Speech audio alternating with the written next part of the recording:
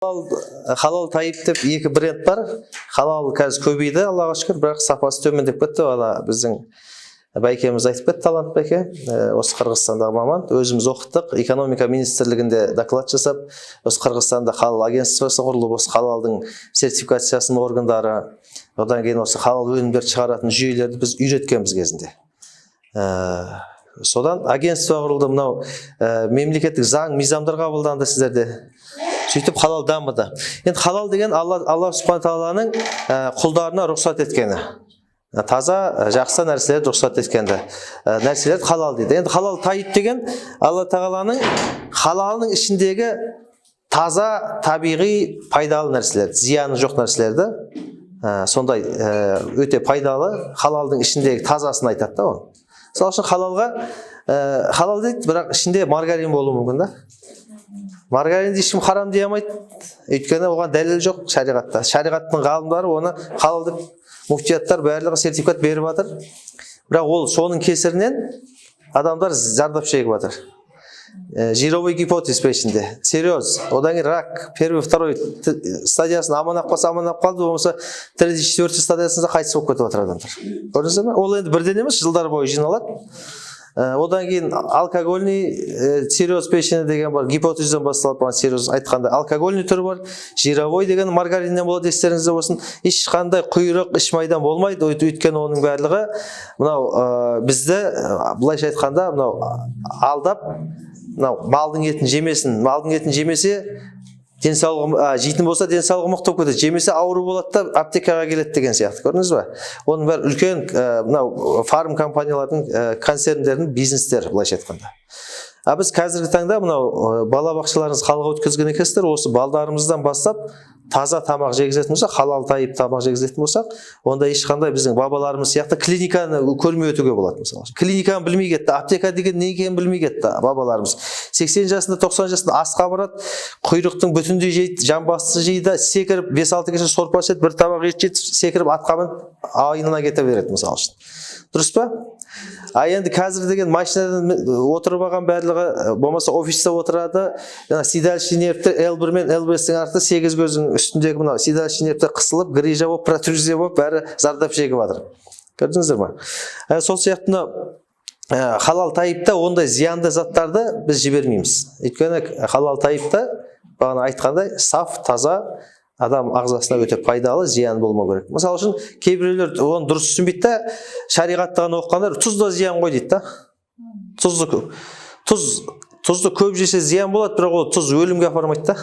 Естеріңізде болсын. Енді маргарин өлімге апарады. Көрдіңіз бе? Енді Алла Субхана Тағала шошқаны, есекті, итті өлейін деп жатқан құлы аштан өлейін деп жатыр. Өлмесін шошқылық. Bir құлым өліп қалмасын істеп, оны рұқсат беріп қойды да, бірақ ол халал болып кеткен жоқ. Оған уақытша рұқсат берді, сол қарнын тойғызып аман қалу үшін. Болмаса бір айылда таулы жерде қалып қойды, ешкім көшіп кеткен, тамақ ештеңе жоқ. Сол жерде өлген иттікен аз жеп алды да өлексесін. Сөйтіп, Бишкектің маңына жетіп алды, шарға ма бір жерге келіп, сөйтіп жаңағыдай бір айылға тамағы бар жеткен кезде, уже халал тамақ жеу парыз болып қалады. Ананы тастайды. Түсіндіңіздер ме? Сол сияқты қазіргі таңда балдарымызға прививка вакцина салып жатыр, туған. Оның ішінде енді кейбір анау шариғатты оқыдым, мен білем деп халал деп пәтуа беріп жатыр, ішінде шошқа жоқ, ит жоқ деген сияқты. Бірақ ішінде улы химиялық заттар бар, содан реакция беріп, кішкентай балдар өліп те кетіп жатыр, ДЦП болып қалып жатыр, жаңағыдай орталық нерв жүйесі зақымданып, коляскаға да таңылып қалып жатқан болып жатыр ғой қазір, болып жатыр. Оның барлығын біз 2012-де хабардан айттық, 214 баланы Шымкентте өліп кетті сол прививка салғаннан кейін. Оны спид дей салды, ата-анасын тексерсе ешқандай спид жоқ, бәрі орамал тағады, бәрі иманды. Әбден сасқаннан кейін Қытайдан спрей салдық, содан шықты деп өтірік алдады мысалы үшін. Көрдіңіздер ме? Сондықтан химиялық улы заттар халал тайыпқа болмайды. Өйткені біздің бабаларымыз ол химиялықты заттарды қоспаған. Улы заттар бәрі табиғи. Тұздың өзі табиғи нәрсе, халал тайып. Енді қазір Европа деген эко дейді, натуральный дейді, natural дейді, био дейді, жаңағыдай органик дейді, пыттық-шытық кете береді. Бірақ бір белгілі бір адам ағзасына өте пайдалы, неге жете алған жоқ стандартқа. Неге? Өйткені натуральный деген ол шошқада натуральный. Мысалы үшін табиғи. Арақта натуральный. Арақта био бола береді. Шошқада био бола береді, есекте био, органик бола береді, дұрыс па? А енді халал тайыпта Алла тағаланың халал еткен нәрсесінің ішіндегі өте пайдалы, зиянсызы, зарарсызы, былайша айтқанда адам ағзасына пайдалы нәрселерді. А енді мына тамақты көп жесек макрух болып қалады деп біреулер мысал келтіріп жатады, оған харам деп айтамайсың деп жатады. Жарайды, ол харам деп біз айтпай қояйық, бірақ ол зиянды нәрселерді халал тайыпқа жеткізіп жібермейміз мысалы үшін. Өйткені ол жерде не бар? Риск бар. Алланың бір пендесі соның кесірінен өліп кетуі мүмкін. Ертең ақыретте біз оған рұқсат берсек жауап беретін болып қаламыз. Көрдіңіз бе? Сондай несі бар, рискі бар. Сондықтан біз ондай дүниелерді шығарып тастаймыз халал тайыптан. Одан кейін оның екінші мәселесі, қазір колбасаны халал деп көбейді. Кезінде көбейте алмай әлі көп, кішкене 5 күннің бір күнінде халал істейтін жұма күндері, четвер жуғызатынбыз, бәрі орыс болатын, әйтеуір халал істеттік. Сөйтіп енді қазір барлығы ана Мұса Калимулланың асатаяқ үлкен айдақарға айналып кішкентай жыландар жеп қойған сияқты бүкіл шошқаның бәрі құрыды ғой енді, сөйтіп халал колбасалар көбейді. Енді ол жерде зиянын айтуға необходимость болған жоқ, халал жегізіп алу басты міндет болды. Адамдардың, мұсылмандардың өзін халалға бетін бұрғызу керек болды. Өйткені олардың бәрі бет алды, жаңағыдай алып жей беретін болды. Тіптен кейбір мұсылмандар ол кезде пивной пиццерия ашып алады, намазын оқып жүріп еді өзі тақуа болып. Бірақ ана пивны отказ жасай алмаймын дегендей жағдайлар болды ол кезде.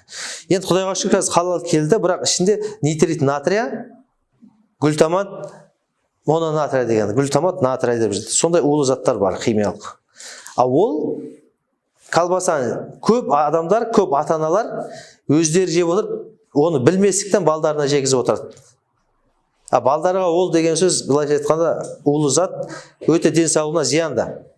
Тіптен біздің ағзамыздың өзіне өткен лекцияларымыз айттық, 150 жылда шығады, ол рак ауруына алып келетін дәлелденген деген сияқты да. А енді мына глютамат мононатрийді 2004 жыл Жапония иге құйрық дейді, тышқан дейді, хомячоктарға корымдарына араластырып берген екен жемдеріне. Содан көздерінің зрениясы күрт нашарлап кетті.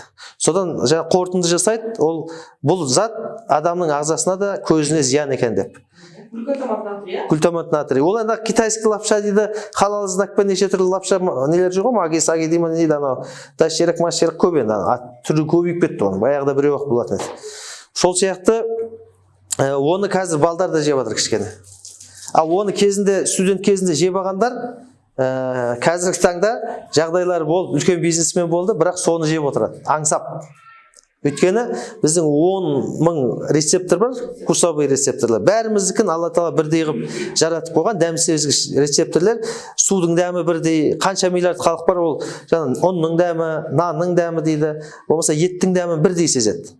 А енді соған химиялық жаңағыдай глютамат мононатрийді вкусовой ароматизатор мына 10.000 негізінде байлайды өзіне.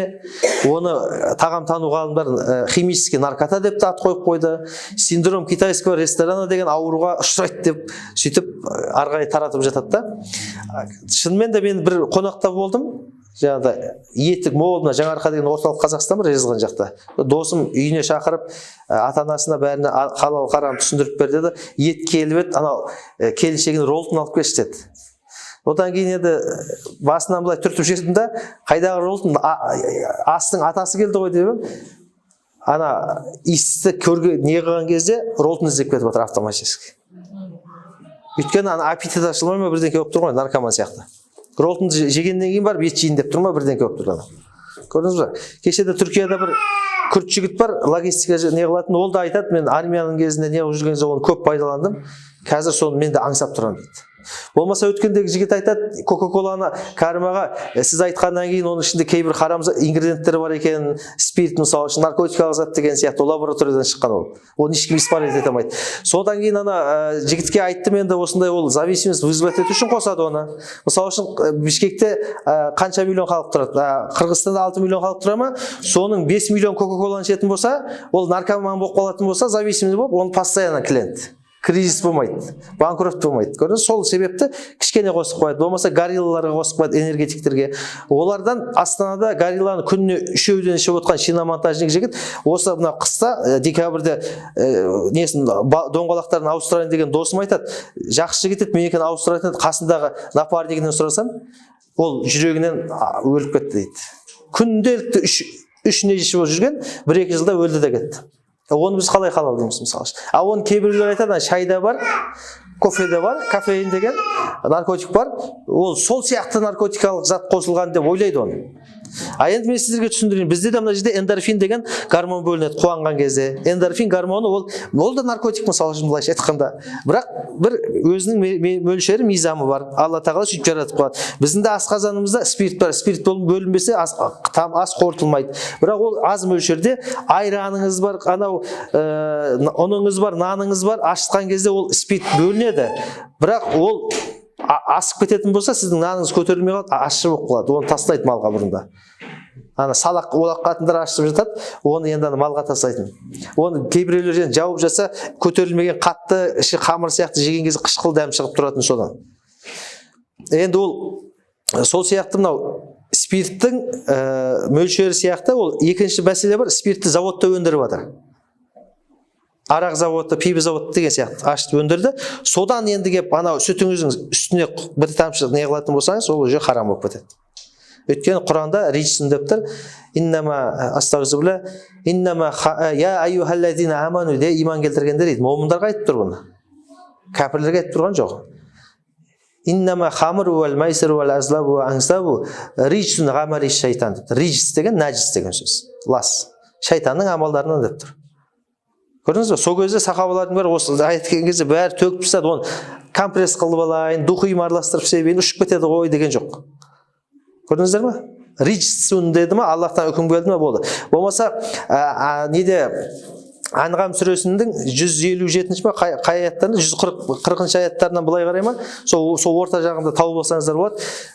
Өлексе аққан қан доңыз еті шындығында нәжіс доңыз еті деп келеді ғой. Риджсун хинзир деп жаңағы лахм хинзир деп келе ма?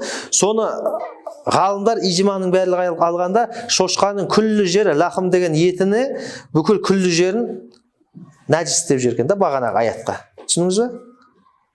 Бірақ біздің фиққа қарайтын болсаңыздар, имамымыз Абу Ханифаның шәкірті Абу Юсуф оны жақсылап илеп майынан тазартатын болса, шошқаның терісінен мәсі не қылуға рұқсат берген да, халал деп.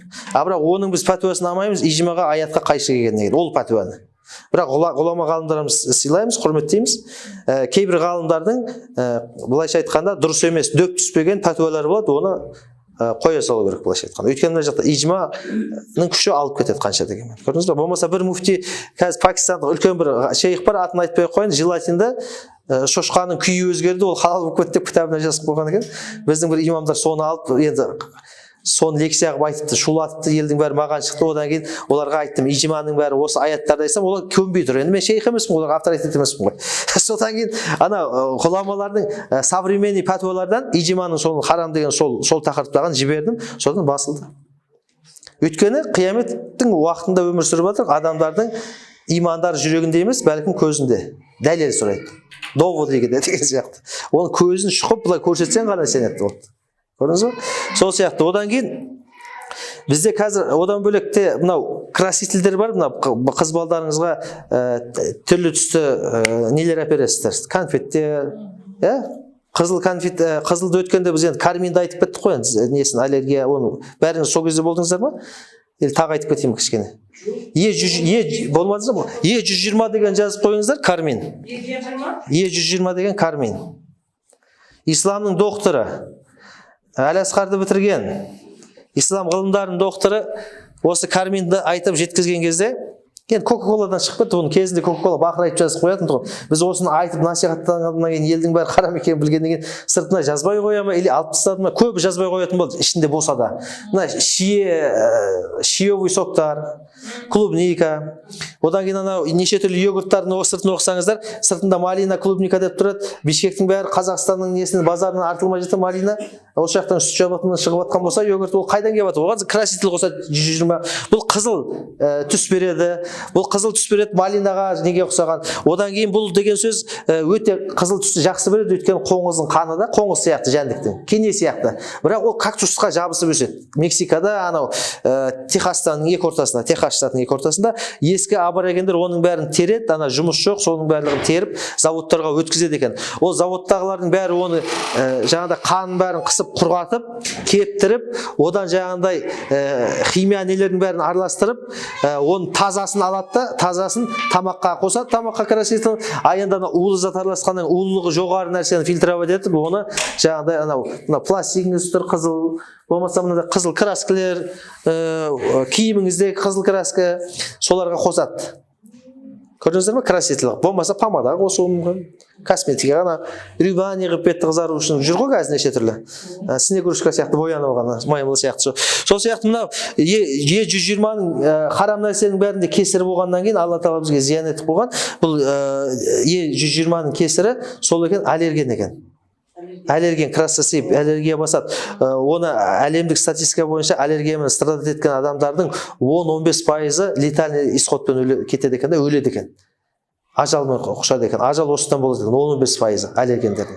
Өйткені антифилактический шок болған кезде адам ауа жетпей, денесінің бәрі қызара бөртіп, судорога ұстап қайтыс болып кетеді екен, шыдамай. Организм слабыйлар. Көрдіңіздер ме?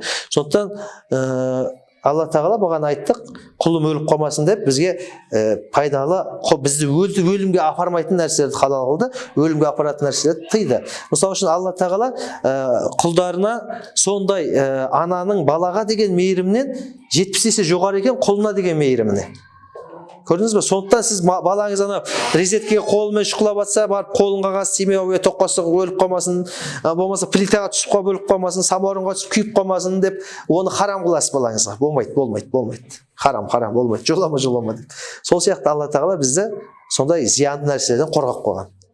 Осы құлым зардап шекпесін, уланып қалмасын, өліп қалмасын, болмаса мүгедек болып қалмасын деген сияқты. Көрдіңіздер ме?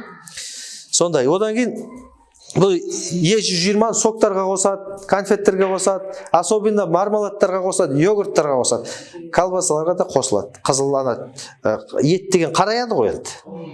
Қап-қара бола бастайды тұрғаннан кейін. Осы қызылды қосып қойса, жаңа сойылғандық сияқты свежий қызыл фон беріп тұрады. Сол үшін қосылады. Көрдіңіз бе? Сол сияқты кете береді, айтсақ көп енді. Енді садик екен сіздерде сок, йогурт, мармалад, одан кейін бар творожный массалардың ортасында начинкілермен қызыл, сыртында клубничный, чаевый, черешня бірдеңке деп қызыл жемістерді сақ қойған, оны сыртын оқыңыздар осылай. Енді халал сертификацияланбағандарда көбінде жазбай-ақ былай тығып жібере салады. Көрдіңіз бе? Одан кейін 0,9%-тен аспаса, оны сыртына жазбай қоюға құқық беріп қойған қазір евразийский стандарттың, Евроодақта да солай бар. Көрдіңіз бе? Біздің халалда ол кішкене проблема болады. Оны сыртында оқымағаннан кейін, сондықтан біз заводқа барамыз. Мен кеше Түркияға бардым, Стамбулда 2 заводты өткіздім, аудит жасап, одан кейін барып Газантеп деген жері 1000 километрге 2 сағатта ұшып барып қайттым мысалы үшін. Ол жақта да косметика нелердің бәрін тексердім барлығы. Шошқаның майы араласып кетпеген ба, болмаса не ма деген сияқты. Кейін монодиглицериди деген болады, көбінесе мынау барниде болады, сол сияқты нелерде барниде монодиглицериди деген болады, жирный кислот, эфирий мысалы үшін. Ол жануардан да болуы мүмкін, ол спирттің жанында эфирлерінен де болуы мүмкін, болмаса өсімдіктен де алынып жатады да. Сондықтан біз оны көрмей жатып, ол күмәнді, оны жемеген жақсы. Өйткені пайғамбар саллаллаху алейхи айтты, күмәндіден сақтан, құлшылықта алда боласың деді. Күмәндіден сақтанға. Халалан байин, хараман байин, умуру муштабихат дейді, ортасында мынау халал анық, харам анық, ортасында адамдардың көбі білмейтін күмәнді заттар бар деді. Күмәндіден сақтанған ар ұятын, дінін толық сақтаған болады деді. Бұны полноценный руханиятын сақтаған болады деді. Ал енді кімде-кім күмәндімен айналысатын болса, егіннің шетінде малын жайып жүреді, қойын. Ішінде қақпас, ешкі қақпас қойлар бұлай егінге түсіп кететін сияқты дейді да пайғамбар. Ертелі-кеш кіріп кетеді ғой енді егінге. Бір шопан ана жаққа бір жүгіреді, мына жаққа жүгіреді, кейін игере алмағаннан кіріп кетеді. Сондықтан сол сияқты харамға ұрындырады дейді. Көрдіңіздер ме? Харамға ұрындырады дейді.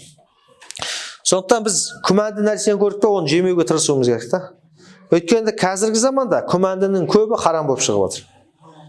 Мен мысалы үшін сгущенка сүттен жасалады, сүт ол шариғатта халал деп пәтуа бере береді. Ол бірақ ескі көзқараспен да. Сіздер қазір әрқайсыңыз сүтті сауып аласыздар ма таңертең? коробкада сүт ма? Сатып аласыздар ғой коробка. Жоқ, баяғы әжелеріміз сияқты, аналарымыз сияқты саумайсыздар ғой. Олар таңертең 4-5-те тұрады, ешкісіз болса ешкі, сиырын болса сиырын сауып, таңғы ас жасайды бізге 5-6-да, дұрыс па? Түнімен киіз не қылады, жүн түтеді, сондай еді ғой. Қазір түнімен сол күш ұйықтайды, коробкадан сатып алады, ана кісі айтқандай сол. Ол коробкадағы сүт деген су алмайтын сиырдан келіп отқан сияқты, қысы жазы таусылмайды. Бізде баяғыда қысқа күздің аяғында қыс жақындаған кезде сиыр су алып кетеді, сүт жоқ болып қалатын тұғын, айран жоқ болып қалатын тұғын, дұрыс па?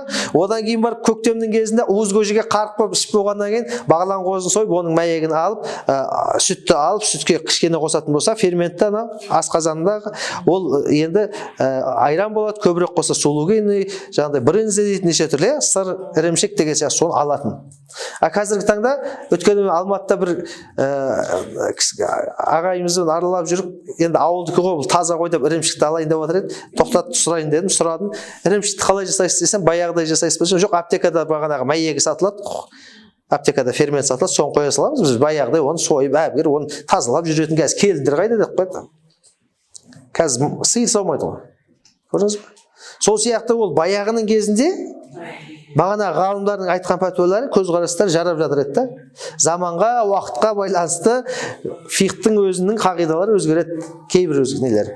Сондықтан қазіргі таңда технологиясы дамып кетті, ғылым білім дамыды, жоқ нәрседен бар нәрсе жасайтын заман келді қазір. Мұсырдың өзінен неше түрлі пластик ыдыстар өндіріп жатыр қазір, көріп жатсыздар. Сол сияқты харам нәрселерден қазір халал сияқты тамақтарды жасап жатыр қазір. Табиғатында, болмысында баяғыдан өзі Алла Тағала халал қылып жаратқан нәрсені олар харам араластырып жасап жатыр. Не үшін? Харам арзан, обороты көп, сондықтан оны ананы сатса жарылған қойын байып қаламайды, бірақ ода берекесі жоқ екенінде ойы жоқ. Харамнан табыс табыққан кісінің отбасында береке болмайды. Ол өзіне тимесе де, мемлекеттің қазынасынан ұрлап жатқандардың біразын көрдік, өзіне тимесе де баласына тиіп жатады кесірі. Баласына тиіп жатыр. Көрдіңіздер ме? Әйтеуір бір кесір бар да харам нәрседе. Халал нәрседе бәрәкат бар. Баяғыда бір ғұлама ғалымға келіп, бір кісі келіпті да сұрапты, маған бәрәкат дегенді көрсетіп бермесең, мен түсінбеймін, елдің бәрі бәрәкат деп шуылдап жүр, оны көрмесем мен түсіне алмаймын, ұғамаймын депті. Содан кейін ана кісі ойланып тұрды да, данышпан ғалым ғой, хикметпен түсіндірейін деген, ана жүрген қойларды көрдіңіз ба депті, ол халал жануар. Ана жылқыны көрдіңіз ба, иір жүр, қойлар атар жүр, сиыр додасымен падасымен жүр деген сияқты. Ал енді мына жақта олар бір туғанда бір-ақ рет туады, бір-ақ рет жылына бір рет төлдейді. Ал енді көп болса бір атардан бір-екеуі бар шығар, бір-екі артық туатын. Бірақ массовый тумайды. Енді шошқа деген жануарды білесің бе, ит деген жануарды білесің бе, ол харам. Бірақ жылына 2 рет туады олар. Жылына 2 рет туады. Бір туғанда 20-30-на дейін туы мүмкін, 10-15-ін туы мүмкін. Бірақ ана қой сияқты, сиыр сияқты, топ-тобымен түйе сияқты жүргендер тауып берші деген екен. Береке жоқ, бірақ оборот көп. Бізде де қазір арақта выручка көп, магазиннің арендасын жабады, магазин шығынын жаппай қалады, выручка түспей қалады, пайда түспей қалады деп қорқады да, сөйтіп арақ қояды, сигарет қояды, содан құдай ұрады оны. Ода береке болмай қалады, көрдіңіз бе? Оборот бар, бірақ кафесіне арақ қойып сатып жатыр.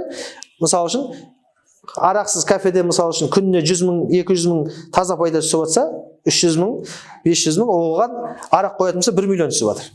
Дейік мысалы үшін, образына, егесі. Бірақ ода береке жоқ. Көрдіңіз бе? Енді қой деген жарықтықты қарасаңызда берекесі сонша, оның жүнінен дубленка істеп жатыр, мәсі істеп жатыр, қанша миллион мұсылманды, миллиардтаған мұсылман құрбан шалып жатыр, құйрық бауыр жегізеді, сіздерде де бар ғой, құдаларына, құдайдың құтты күні құда үйлену, бәріне сояды, одан ата бабаларының әруағында біреуін сояды, сауабы барсын деп. Бірақ қой таусылып жатқан жоқ. Алла Тағала береке беріп қойды да. Алла Тағала берген берекетті ешкім ала алмайды. Енді Алла Тағала бермеген нәрсені ешкім оны орнына келтіре алмайды. Сондықтан біз Алла Тағала не нәрсені адал деді, не нәрсені халал тайып деді, сонымен жүруіміз керек. Бәлкім Құранда Бақара сүресінің 168 аятында айтады: "Астағфирулла, я айюхан-насу кулу мимма фил арди халалан тайиба ва ла таттабиғу хутуати шайтан, иннаху лакум адуввун мубин" дейді. Садақаллаху алейхи. Я айюхаллазина аману деп тұрған жоқ, ей мұсылмандар деп бөліп айтып жатқан жоқ. Я айюхан-нас деп тұр, ей адамзат балдары деп тұр. Бүкіл адам кетіреді. Ол кәпіріңді, қытайыңды, пытықшыдық үндіңді, анау сиырға табынатыңда бәрі кіріп кетеді. Отқа табынатыңда. Адамзат қой, адамзат балдары. Сендер біз бөлген ризықтың дейді, жер бетінде біз бөлген ризықтың халалынан тазасынан жеңдір деп отыр. Халалаң тайибан деп отыр. Және шайтанның ізіне ермедір, өйткені ол сендерге ашық дұшпан деп отыр. Өйткені неге Алла тағала осы халалынан тазасынан жеңдер, халалдың да тазасы болатынын Алла тағала біліп тұр да, осы шошқа араласып кететін шұжықтарға, иә, болмаса зиянды нәрселер араласып кететін, соны бізге алдын ала Құранда түсіріп қойды. Осы 15 ғасырға жуық, 14 жарым ғасыр бұрын бәрін білуші Алла тағала бізге алдын ала ескертіп қойды. Одан кейін Хауа анамыз бен Адам алейхиссалам жәннаттан не үшін шығарылды? Ширк жасаған үшін, болмаса бір құлшылықты орындамай күнәһар болған үшін емес, бәлкім харам жеп қойған үшін шығарылды. Солай ма? Солай, ол Библияда да солай жазылған, Құранда да солай жазылған, мысалы үшін.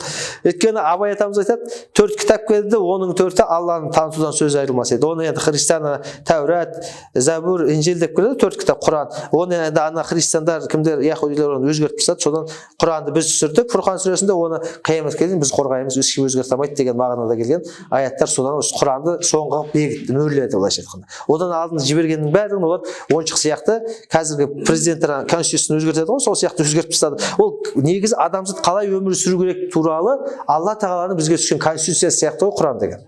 Бізге бір ана Құранда айтады ғой, ол бір тура жолға бастаушы дейді момындарды. Руководство тура жолға бастаушы бір мизам деген сияқты. Солай келеді бағынасында. Сондықтан ол Құранда не жазылған, содан шығады бізге нелері. Дерек көздері, дәлелдер. Құраннан алады. Құранда жоқ нәрселер хадисте келеді. Мысалы үшін Құранда жыртқыш аң, жыртқыш құс харам деген аят жоқ. Оны хадистен табамыз. Болмаса есек харам деген Құранда аят таба алмайсыз. Бірақ Хайбар Сияр Набидің несін ақтарып отырсаңыз, Хайбар соғысы болды, яһудилердің Мединаның солтүстігінде. Сол кезде бірнеше қамалдан тұратын болды. Бір-екі үшеуін алғаннан кейін аналар ашықты сахабалар. Сол кезде біреу кешке қараса пайғамбар апқот жасап бәрін аралап жүр екен, біреу жылқыны салып қайнатып отыр, біреу есегін, біреу тапқанын салып қайнатып отыр екен. Сол кезде пайғамбар аралап жүр, мынау қазанды сұрайды, ішінде ненің еті дейді. Жылқының еті десе үндемей болады деп өтіп кетеді. Келесіден сұрайды, оның ненің еті дейді. Ол сұраған кезде ешектің еті дейді. Ешектің еті деген кезде айтады, үкім береді, оны аударыңдар. Хайбар күнінде Абдуллах ибн Жабирден ба, Жабир бин Абдуллахтан ба келеді сахаба. Сол енді атын екеуінің несін шатастырып тұрып. Сахих хадис, Хайбар күнінде біз пайғамбарымыз саллаллаху болған кезде жылқы етін халал қылды, үй есегін харам қылды дейді. Одан кейін Хайбар күні жылқы үйдің есегі, жыртқыш аң, жыртқыш құстарды, мынау азу тістері бар, тырнақтары бар, ана өзінің азығын аулап жейтін жаңағыдай жыртқыш сияқты. Сол жыртқыштардың бәрін сипаттап беріп, солай харам деген да. Енді ол жыртқыш құстарға не кіреді? Бүркіттен бастап жаңағыдай қаршыға, ана арабтар ұстап жүрген соколдың бәрі кіріп кетеді. Жыртқыш олар. Өйткені өзінің азығын жыртқыштық сипатпен аулап жейді да. Одан кейін олар жаңағыдай ет жейді, шөп жемейді деген сияқты. Көрдіңіздер ме? Енді біреулер айтады, маған бір охотник мұсылмандар келеді, доңыз еті шошқа харам ғой деп қояды, спор жоқ Құранда. Бірақ доңыз халал емес па дейді. Неге десем, қалай халал дейді. Енді абастан өтіп тұрсың, халал деп тұрсың ғой десем, ана ол біз охотаға шыққанда аңдып жүр, ол тамыр жейді екен, таза экологиялық таза тамыр жейді деп жаңа айтып жатыр да. Жарайды, саған ол тамыр жеп өсімдіктен жейтін болып тұр ғой дедім, бірақ бана жыртқыш құс, жыртқыш аңдарды хадисте үйтіп харам деген, ол жыртқыш қой деген, оған сенбеді. Одан кейін интернеттен алдым да, ютубтан 5 бойцовский породасы итті клеткаға қамап, кішкене бір доңызды салып қойған. Доңыздан ана 4 жаққа қашып жүр. 4 жаққа қашып жүр. Доңыз деген қуып жүр бұлай. Одан кейін Дәулет Тұрлыханов деген марқұм қайтыс болып кетті. Охотнигі бар еді, ол кісі вертолетпен келеді, охотамен айтады екен, осы жерлерде жабайы аңдар жүр, соған келеді ғой. Сол кезде аңдып, ана аңшысы қараса, 2 көкжал арлан қасқыр келіп, бір қабанды ала алмады дейді. Одан кейін пумбаның несі сияқты тұрады ғой, тебініп, сол сияқты жеңдім дегенде тебініп тұр дейді жағын. Терісі қалып, одан кейін мына жерінде оның бағанағыдай азу тістері болады. Пілдік сияқты бүйтқан. Сондықтан охотниктер жерді қазады да, ана орыстар оның қабанның етін жақсы көретін. Аңды тұрып атады. Егер атқан кезде өлмей қалса, ана танкіге отқан окопқа жатып алады, сол сияқты окопқа жатады, ана өтіп кетеді.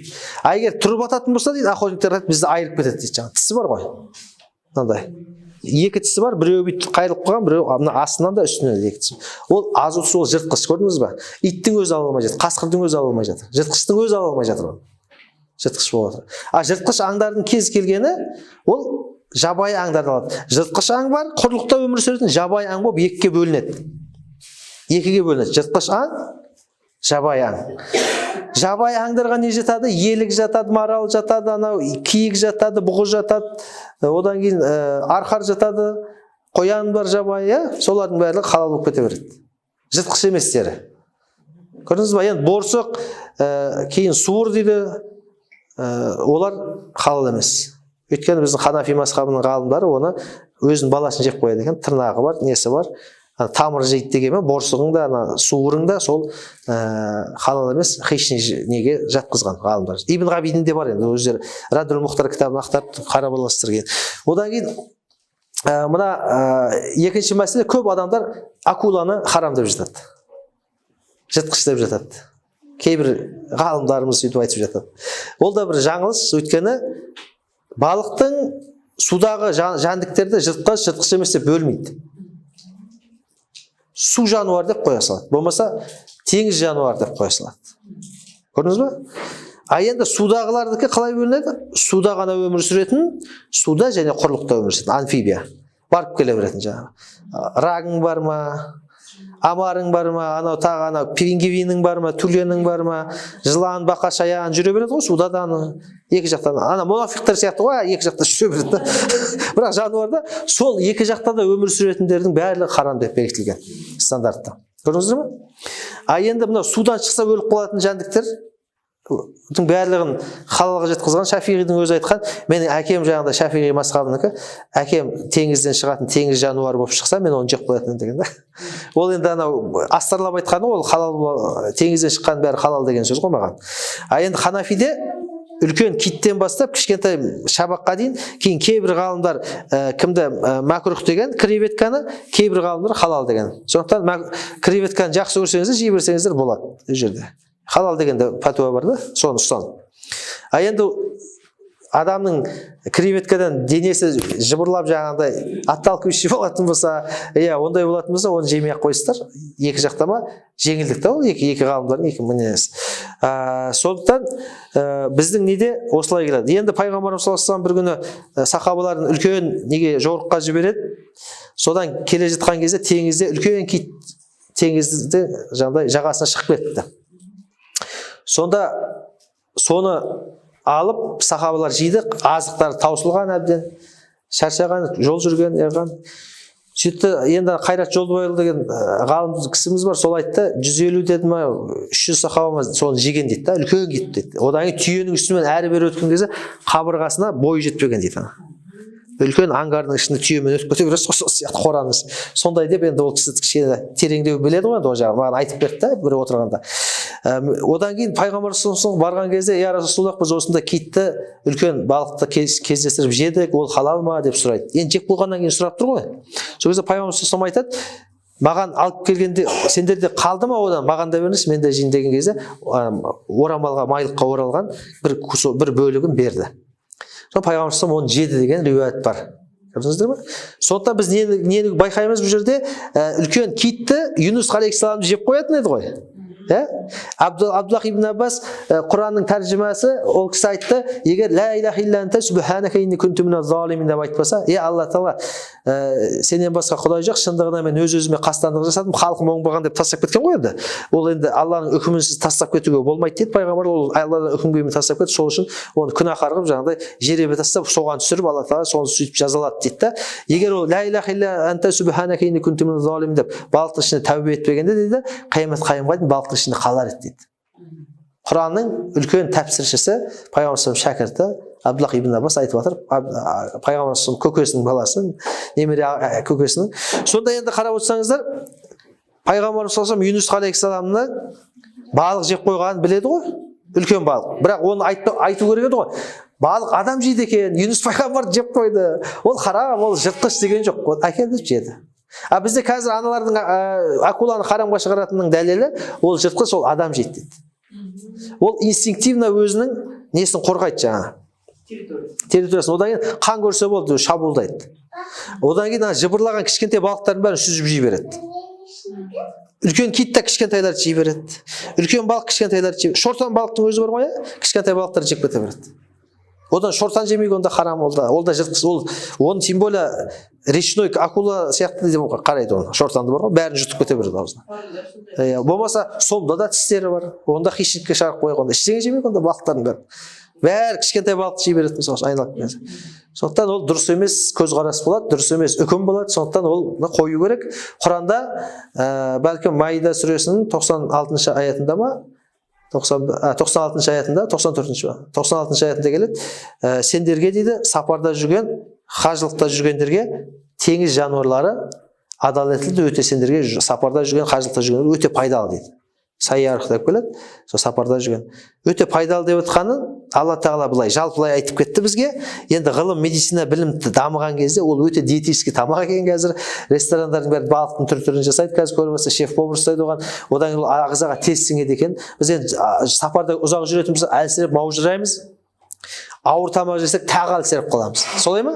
А енді балық деген өте тез сіңеді да, оның ішінде толған микроэлементтер, витаминдердің бәрі бар. Көрдіңіз ба? Сондықтан балықтың пайдасын Алла Тағала жалпылай сипаттама айтып кетті. Бізге ақыл берді, ғылым біліммен шұғылданып өздері тауып деген сияқты. Түсіндіңіздер ме? Енді Е120-ны кейбір оқыған жігіттер, ұстаздар айтады екен, кене сияқты деген кезде ол кене анау сиырдан қанын алады ғой, сорып. Терісіне жабысып, қанынан азықталып жатыр. Бұл қоңыз өсімдіктің ағашынан согын ішіп жатыр. Сондықтан ол өсімдік жеп жатыр, ол халал деп кетті да маған. Мен айттым, айналайын, шейхжан, сіздің ижтихатыңыз бойынша онда ол жаңағыдай не қылатын болсақ, онда жаңағыдай сиырды союдың қажеті жоқ деймін да. Сиырдың қаны да халал болып кетеді. Қойдың да қаны халал болып кетеді. Ол өсімдік жеп жатыр ғой. Қан сорып жатқан жоқ, бірақ қаны бар ішінде. Көрдіңіз бе? Кейде ақылға кетіп қалуға да болмайды да. Көрдіңіз бе? Ақылды қатты пайдаланып кетуге де болмайды. Ана кісіге айттым, сіздің ақылыңызға пайдаланып болсақ, шариғат былай қылып қойды деген. Одан кейін өз райынан қайтты. Сол кездің момент қайтты. Содан кейін маған менен звондап, әйтеуір халықараны сұрайтын болды арасында. Сондықтан кейбір ғалымдар енді ашыбас етуге міне несі бар ғой, құқығы бар ғой, бірақ оларға бір сауап жазып қояды. Алла Тағаланың мейірімі, пайғамбарымыз саллаллаху алейхи вассаламның мирасқорлар ғалымдар. Біз оларды жақсы көреміз. Бірақ жаңағыдай кейбір көзқарастарын қате нелері болатын болса, оны дөп түспеген деп айтайықшы. Алмаймыз. Дөп түскендері болса, ала береміз құбақып деп. Сондықтан да біздің имам Абу Ханифаның өзінде намаздың уақытын шәкірттері өзі болып ихтилаф бар, кішкене бөлген. Енді біреу жаңағыда ерте өлшесе, біреу кешіктіріп өлшеген намазын. Біздің Орта Азиямыз екі шәкірттің уақытымен оқиды негізі. Түркияда имам Абу Ханифаның үкімімен оқиды. Ұстазға деген құрметтеп, соның үкімін ала береді. Жылқыны да жемейді олар, мысалы үшін да, харамға жақын, тахрима макрух деген сияқты. Сол сияқты ол пәтуалардың өзі де кейде ихтилафқа әкеліп қояды. Фихтаға бітіріп келіп жатқандардың бәрі сол ихтилафқа кіріп алып, мен прав, сенікі дұрыс емес деп кіріп алатын содан екен да ол. Сондықтан бұны жазып алдыңыздар. Енді Е171 деген бар. Диоксин сері деген, ол мынау балдарға өте зиян. Диоксин не? Диоксин сері. Сері. Сол химия ғой, көрдіңіздер ме? Ол химия улы заттар, ол адамның балдардың дамуына зиян екен. Одан кейін Е122, 124 деген искусственный красителер, қызыл не беретін, қызыл түс беретін искусственный красителер, олар балдардың дамуына несіне кері әсер етеді. Көрдіңіздер ме? Красителдер, искусственный. Аллергиялық құбылыс беретіндері бар. Өйткені ол химиялық нелер, былайша айтқанда, искусственный. Табиғи емес та, түсініңіздер ме? Сондықтан біздің ағзамыз не нәрсе табиғи болса соны қабылдайды. Табиғи емес нәрсені қанға өткізіп жүреді. Ол қанда жүре беріп, бауырымызды құртады, бүйрегімізді құртады, сондай да. Көп зиян заттар. Солай. Одан кейін ары қарай кеттік. Е904 деген шеллак деген, өткенде біразыңыз болмаған екенсіз, қайталап кетейік. Қоңыздың былайша айтқанда үлкен дәреті, нәжісі. Ол ана Индиядағы джунгля сияқты ормандарда өмір сүреді, ағаштардың сабақтарында сабағын сорып жапырағын жейтін қылады. Сөйтіп сабақтарына тастап кетіп жатады, смола сияқты үлкен дәреттерін. Оны Индиядағы жұмыссыз аборигендер жинап алады, оны предприятияға өткізеді, предприятие оны спиртке ерітеді, спирт деген универсальный растворитель. Еріткеннен кейін оған жағына карминді қосады, қызыл түс беру үшін, болмаса жасыл түс беру үшін тархунда қосылатын жасыл түсті қосады. Ол да жаңағыдай адамның, баланың дамуына кері әсер етеді. Болмаса жаңа гиперактивность қоздырып жіберуі мүмкін кейбіреулер. Сондықтан кейбір балдар қазір ата-аналар білмейді, балалар шаршатты, түнімен ұйықтамайды да қоза береді, шауа береді деген сияқты, шаршамайды не деген балдар дейді. Ол сол химиялық затты беріп жатыр өзі. Ана стимулировать етеді. Ми контроль жасай алмай қалады. Шаршаған, шаршамаған. Сөйтіп шапқылап жүре береді бала. Қойды білмейтін мысал үшін. Қоңыздың үлкен дәреті. Қайсы тек береді? Шеллак деген. Ол қазір айтамын, сіздер жазып алыңыздар. Шеллак деген ол сіздер лак қолданған әйелдерді білесіздер, лак. Сол лак деген, сол шеллактың улысын лакқа қолданады, жылтыратады. Болмаса прелесть дейді ғой, шашын жылтыратып, қатырып алады, прическа. Соған қолданады. Енді тамақ өнеркәсібінде негізгі бізге тамақ болғаннан кейін, бұл стиклс деген, ММБНС деген сияқты дрожжелер болады ғой. Солардың сыртын қарасаңыз жылтырап, лак болып тұрады, бір-біріне жабыспайды анау. Іші шоколадта, бірақ жабыспайды. Сыртында қап вакуум сияқты. Бірақ ол біздің ішімізге түсіп шығып кетеді дейді, ғалымдар, ешқандай зияны жоқ дейді. Бірақ ол мынау Ағраф сүресінің 157-ші аятында 147-ші аяты болу керек сол. Ең соңғы жағында айтады, Алла тағала ол сендерге дейді, ол деп айтылады, ол сендерге жақсы нәрселерді халал етіп, хасан нәрселерді халал етіп, жиіркенішті адам бір жек көретін нәрселерді харам етті дейді. Соны Бадай санайда ижманың біздің ханафи ғалымдардікін оқыдым. Ол жерде айтады, құрт құмырсқа, жәндіктер, шыбын деген, шіркей деген сияқты соның барлығын адамның табиғаты тіксінетін, жеркенетін жәндіктер деп оны харам деп үкім беріп қойған екен. Сондықтан біздің неде ол қоңыз харам. Жарайды, сүт ішеді екен, бұл су ішеді, ағаштың соғын ішеді, бұл қоңыз ретінде, жәндік ретінде харамға кіріп кетіп отыр. Екінші үкімі. Көрдіңіз ба? Ханафиде. Оны ақтап ала алмайсыз да уже. Сол сияқты. Сондықтан шеллак жазыңыздар. Енді Е920, Е921 деп жазып қойыңыздар. Одан кейін алманың сыртында шеллактың нәжісін неғып қояды, жағып қояды. Пышақпен қырсаңыздар шығады. Ол бір вакуум сияқты. Сыртын жылтыратып тұрады ана, кукла сияқты. Тоңбайды, солмайды ыстыққа, жылтырап тұра береді алмалар. Парафин сияқты болады ғой? Парафин сияқты, вакуум. Енді Е920-21 жазыңыздар ма? 20-ның қасына цистеин деп жазыңыздар, 21-дің қасына L деп жазасыздар бұлай. Мен қазір сіздерге жазып көрсетсем. Мынау кармин кашенил. Кармин кашенил деп аталады мынау. Қызыл түс беру үшін. Е904 жазып отырайын сіздерге. Жазып алыңыздар. Шеллак деп аталады. Одан кейін нені жазып алдыңыздар ма? 120. Не, трапқа бірдеңкелер бар ма? Өшіретін. Цистеин жазып алыңыздар. Қазір цистеинді мына жерге жазып қойыңызшы. О, жақсы кетіріп отыр, жақсы. Жақындатайын дейсің ба? Кішкене көтеріп береміз. Жақсы. Сіз көтеріп беріңіз, мен жазып беремін. Қазір. 920.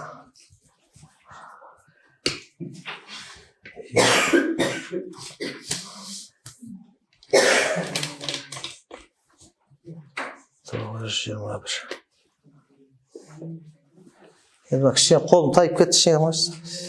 Мына цистеин L деп жазылады. Мына сызықша болады ортада. Мына 920 цистеин L, мына құрт цистеиннің өзі. Жазып алыңыздар.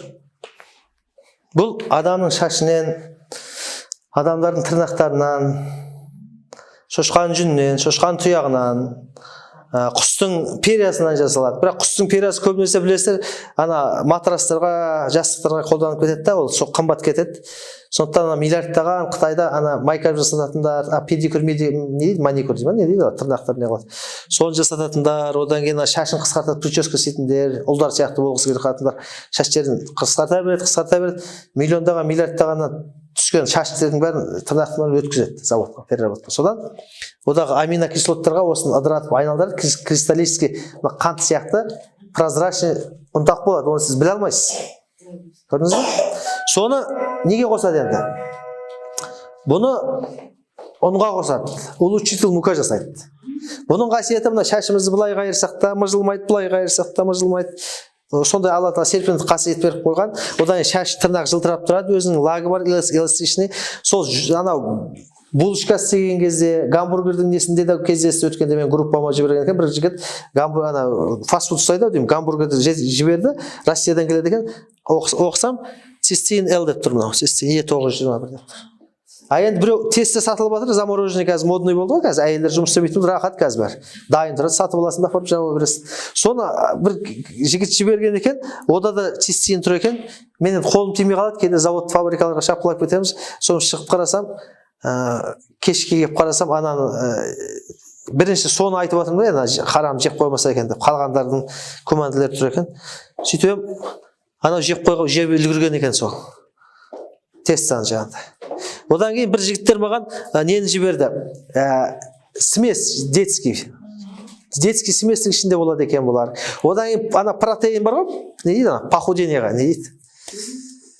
Протеин ана мускулистерге арналған бөлек болады, бодибилдинг. Одан кейін азатын қыз келіншектерге арналған фигура сақтағысы келетіндерге отдельно болады екен. Соларға да қосылады екен. Өйткені бұл аминокислот болып, ол жақта басқа қызметін атқара береді. Түсіндіңіздер ме? Осындай жағдайларды фихты білгендер осындай жағдайды білмей қалады. Сондықтан үлкен ғұлама ғалымдар ислам әлеміндегі мына Мұхаммад Садық, Мұхаммад Юсуфтарға айтып кетті кеше, Алла разы болсын олардан. Болмаса Рамадан Аль-Бути сияқты, Ат-Тантауи, Ат-Турки деген үлкен ғалымдар жиналып, дөңгелек стол өткізіп, ижма жасап, Жиддада қазіргі осы технологияны айтқан оларға, содан халал ма, харам ба, олардың барлығы үкімін берген. Кез келген харам нәрседен алынған ингредиент харам, кез келген халал нәрседен алынған ингредиент халал болады. Бұл формуласы осы. Алла Тағала өз бізге белгілеп, шегелеп берген. А енді пайғамбарымыз саллаллаху алейхи ва саллямның өзі айтты, мас айтатын хамырдың аз көлемінде, көп көлемде мас айтатын ішімдік, аз көлемде де харам деді. Түсіндіңіздер ме? Жоқ. Түсінбедіңіз ба? 1 литр ішкен кезде кайып болатын болсаңыз, мас болатын болсаңыз, соның бір тамшысы да харам. Или жарты тамшысы ма, или харам, короче. Кішкентай да харам. Түсіндіңіздер ме? Үлкен харам, кіші харам деп қарамаймыз да, оның бәрі харам болып кете береді, бөлінбейді. А енді харамның өзі екіге бөлінеді, харамли ғайнихи, харамли ғойрихи деп. Шариғатымыз екіге бөліп қойған. Харамли ғайнихи деген анық халалдар. Алла Тағала әу бастан харам қылып жаратқанда. Харамли ғайнихи. Харамли ғайнихиге шошқа, ит, мысық жеуге болмайтын, лягушка деймін не дейді анау, жылан деген сияқты харам жануарлар келеді. Алла Тағала харам қылғанның бәрі келеді. Риба да харам мысалы үшін, дұрыс па? Сол сияқты ол харамли айнихи. Енді жазыңыздар харамли ғойрихи деп. Харамли ғойрихи шариғатымызда халал болып табылатын нәрселер, бірақ оған харам араласып кеткендер. Түсіндіңіздер ме? Бірақ оған харам араласып кеткен дүниелер, мысал үшін нан халал шариғатта. Болмаса сүт халал. Шариғатымызда халал ғой. Бірақ нанға мына цистеин араласып Құдай ұрып қалса қалай ол халал бар? Негізгісі халал болғанмен ол харам араласты ма? Ол харамли ғойрихи. Келген жолына харам араласады, болмаса ақшасына харам араласады. Мысалы үшін бір чиновник, депутат қажылыққа бара жатыр. Мемлекеттің ақшасын ұрлап алды, тендерді қалтасына басып қажылыққа барды. Ләббайк Аллах дегеннен Алла Тағала ләббайкін құрсын, сенің қажылығыңды қабыл емес дейді. Деген хадис оқыды. Көрдіңіздер ме? Сол сияқты харам нәрселердің біреуді бізге берекет әкелмейді. Енді харамли ғойрихиге тағы бір мысал келтіреміз. Сахабалардың өмірінен Абу Бәкір Сиддиқ разияллаху анхуның бір қызметшісі бар еді, ол сәйегел палгер дейді жаңағыдай, экстрасенс дейді ғой қазіргі модный тілмен айтқан кезде. Сондай болған кезінде, жахилет кезінде. Кейін тәубесіне келіп иманға келді ғой. Содан енді анау сол жахилет дәуірінде біреу бір динар ма дирхам ба қарыз екен ақша. пал ашып берген үшін. Енді ана Мединаның базарында жүрсе, қарыздар, борыштар досын кездестіріп қалады да, айтады, баяғы қарызымды бересің бе, қайтасың деген кезде бересің деген сияқты сөйтіп әйтеуір қарызын алып алады ғой.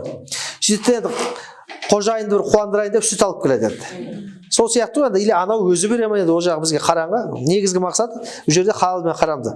Сонымен ана Әбу Бәкір ішіп алғаннан кейін сұрайды ғой, бұл сүтті сен қайдан алдың? Мен саған сүтке ақша бермеп едім ғой деп есіне түседі ғой. Бізді кейде шайтан асықтырады, сосын біздің қазақта айтады, асыққан шайтан ісі дейді. Асығып ішіп қойды. Кейін байыбына жеткен кезде айтты, ол сондай жахилет дәуірінде қалған қарызым бар, соны бүгін базарда кездестіріп қойып, жағдайы жақсарып берді дейді. Соған мен сізді қуандырайын деп сүт алып келдім дейді. Соны естігеннен қолын сұқ саусағын тығып, тамағын жырып, қырып, қан араластырып, сүтті құсып тастағанда, одан құсып болғаннан кейін Алла тағала қолына келгенше харамнан тазартатын шараны қолдандым. Енді қалған харамдардан өзің тазартып, мені тозақта азаптамашы осы үшін деп дұға етеді. Сол кезде ана қызметшісі айтады, қожайын дейді, бұл біз ішкен жегенімізден де ертең тозаққа түсіп кетуіміз мүмкін, тозақта азапталамыз ба деген сияқты мағына сұрақ қойды. Сол кезде, сен пайғамбарымыз саллаллаху алейхи ва саллям мына сөзін естімедің бе? Кез келген харам жеген адам тозақта лайық, тозақта азап шегеді деген сияқты мағынада жауап берген екен. Шариғатта сүт халал, нан халал деп бәрін ұра беретін болсақ, қазақта айтады, соқыр тауыққа бәрі жем деп. Соқыр тауыққа бәрі жем, таста жем бар, шұқып жей береді. Сондықтан осындай мәселе мұны тестейінді түсініңіздер. Осындай адамның несіне жасалатын барлығын сіздерге айтып бердім. Тем более бұның үлкен производитель экспортерлер Қытай, Европа. Қытай мен Европада шошқа дамып кеткен қазір мысалы. Одан кейін бағанағындай бьюти центрлер көбейіп кетті. Бізге де келді ғой, солардан жұқты ғой неше түрлі. Қазір мұсылмандар да қас жұлатын болды, боянатын болды неше түрлі. Сондықтан осындайдан сақтану керек. Одан кейін ферменттер, пепсин деген фермент бар. Одан кейін протеиндерге осылай жазылады да, көбінесе. Ағылшынша жазылады. Соны сіздер біліп алыңыздар да. Одан кейін ферменттерге келек. Энзими дейді, ферменты. Энзими деген общий аты. Ағылшынша энзими деп аталу осы. Бірақ ағылшынша, латынша жазылады да энзим деп, энзим. Ағылшыншасында жазып қояйын сіздерге. Энзим деген ферменттер олар. Фермент бізде мәйек дейді. Қырғыздарда да мәйек дейтін шығар деп ойлаймын енді, қазақтарда. Қойдың ана асқазанынан, мәйегінен алады да, сиырдікінен де алады мысалы үшін. Соны қырып, сол асқазандағы мәйегінен қарындағы алып неғып қояды, кептіреді. Кептіреді да, ол құрғағаннан кейін соны аз-аздан қосып, сүтті айранға айналдырып отырады. Айранды бұған айттық қой, неге айналып тұр. Енді бұның пепсин деген жазып алыңыздар, қазір мен сіздерге пепсин. Энзим деп жаздыңыздар. Пепсин деген фермент көбіне харам болады, сондықтан біз сол негізгілерін өте харамдарына. Пепсин деген фермент өте мықты фермент. Өте керемет. Былайша айтқанда тамаша. Алла тағала уникальный жаратып қойған, өте қуатты қылып жаратып қойған. Бұл пепсин асқазанда тамақты қорытушы фермент. Сондықтан шошқада болады, бұл шошқаның қарындағы пепсин. Сондықтан шошқа деген боғында жейді, болотаны да жей береді, бәрін жей береді, сүйекті де жей береді. Бірақ асқазанын отказ жасамайды ғой жарықтықтың.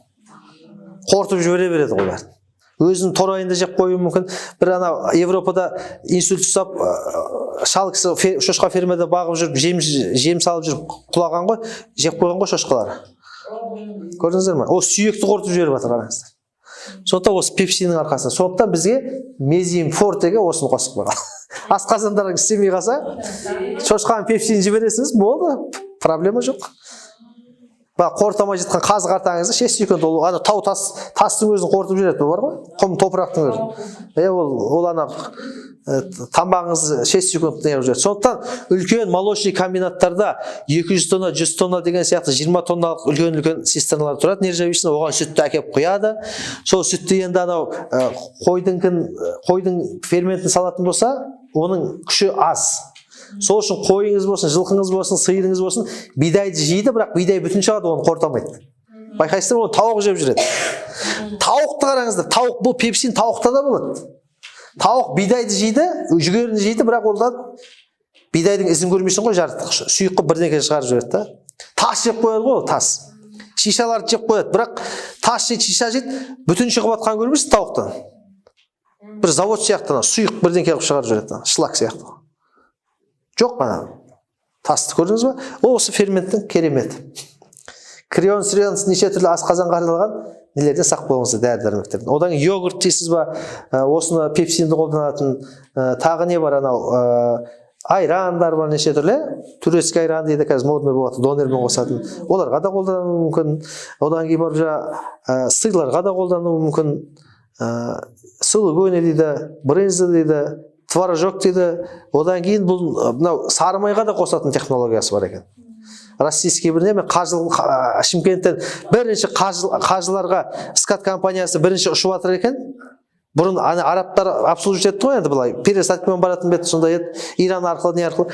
Сол прямой рейспен ұшатын, чартермен ұшатын ашылған кезде менен өтті сертификацияны. Сол жерде бір сары майда Москваға звондасақ, атын айтпай қойын, ішінен жануардың несі шықты, ферменті. Оны алып тастадық. Одан кейін барып конфеттің атын айтпай қойын, бір фирманікі конфетін қояды екен, оның ішінен ликер спирт шықты, оны алып тастадық. Аналардың көзі төртеу болып кетті. Шошқа колбаса, халал колбасалардың бәрі шошқа шығып жатқан, олар халал екен деп біреуін алды, оны мусорға лақтырып жіберді көздерінше. Вообще шок болды олар енді. Енді не қоямыз деп қажыларға. Содан кейін айттым, ана бізде Ордабасы ет бар, Шымкенттің қасында. Индюшати ферма жалғыз. Орта Азияда жалғыз ау деймін. Бисмиллах бар деп қолмен сояды. Соның рюлядасын қоясын дедім, ана гамбургер қылып. Колбасаның құрсын улы заты бар, одан кейін шошқа шығып жатқан кез как раз. Одан конфет тәттіне не қоямыз еді? Бір-екі құрма қой, оған сен қажылар рахмет айтпаса, сені боқтамайды деді. Екі құрма қойды. Содан кейін барып жаңағыдай несін бәрін ауыстырып, неғып кәдімгідей халал меню жасап бердік. Бәрі халалдан, Аллаға шүкір. Қажыларымыз барып. Енді қажылардың жегені харам болып кетсе, қажылық қабыл болмаса не пайда? Олар барғасын бізге елге, жұртқа дұға етеді. Дұрыс па? Қажылыққа шығарып жатқан кезде қатты ауырып жатқандардың атын жазып жібереді, мысалы үшін деген сияқты. Сондықтан ол жағына біз кішкене дұрыстап подход жасадық та, оны халалдап бердік. Қазір Құдайға шүкір жұмыстарын жасап жатыр. Енді пепсинді білдіңіздер. Пепсинді баяғы мезім бұл қосылады. Құрғатып қосылады да, мәйегі сияқты. Бірақ бұл тауықтың преджелудогында болады. Тауықтың преджелудогында болады. Тауықтың преджелудогындағы нәрсе кішкентай қыз. Шошқаның асқазанына столын жауып кететін шығар енді. Түсінікті ғой, қайсысы менее дефицитный. Шошқаныкі выгодный, производитель жасау. Бірақ қазіргі таңда халал сертификаттар пепсиндер бар. Птицефабрикалар бисмиллах деп сойып жатыр Европада, бірақ бізде әлі Орта Азияда СНГ-де жоқ ғой. Глубоко переработочный завод жоқ ғой. Ана жақта не нәрсе бар, бәрінен әйтеуір өнім шығара береді ғой Европада. Шошқаның терісін сыпырып алады, сиырдың терісін сыпырып алады, сүйегінен D3 никомет кальций жасайды екен. Неше түрлі. Көрдіңіздер ме? Өткенде біреуін қарасам, животный происхождение, мен түсіндім уже. Сіздер түсінбейсіздер оны. Шейхтар түсінбейді, животный происхождение кальций екен, ол жақсы екен деп алып кете беруі мүмкін. Кальций жетпей жатыр еді, как раз толтырып алайын деп. Ол уже каменистый, сүйектен жасалған, сүйекті дробилкамен өткізіп, таблетка шығаратын еді, содан жасайды кальций. Бізде халал тайып органик кальций бар. Аяқтары қисайып қалған апаларға, әжелерге өте пайдалы. Омыртқаларға, грыжа, начинающий деген сияқты сондай. Соны алсаңыздар болады. Пепсин ферменттерден. Одан кейін бағанаға неден шығатын неше түрлі фосфолипаза, амилаза деген ферменттерге біздің аузымызда да бар, амилаза мысалы үшін. Түсіндіңіздер ме? Соны жануардан алынатын пепсиндерге, ферменттерге біз сертификат сұрауымыз керек. Пепсин халал сертификаты болса, ол деген сөз бисмиллах деп сойылған, ішкен жеген таза тауықтың жасалған деген сөз. Сертификаты болмаса, ол шошқаныкі ау деп ойлайсыз, однозначно. Көрдіңіз бе? Сонда енді бағанағыдай жануарлардың нелерін бір-ақ мысалмен келтірдім ғой, шөп не қылатындар, олардың несі мықты болмайды. Қорыту способности, да? Ол шөптің өзі нәзік дүние ғой, салаттың өзі нәзік дүние ғой. Пышақпен неғанға соғы шығып кетеді. Сол сияқты жануарларды Алла Тағала сөйтіп жаратып қойған да.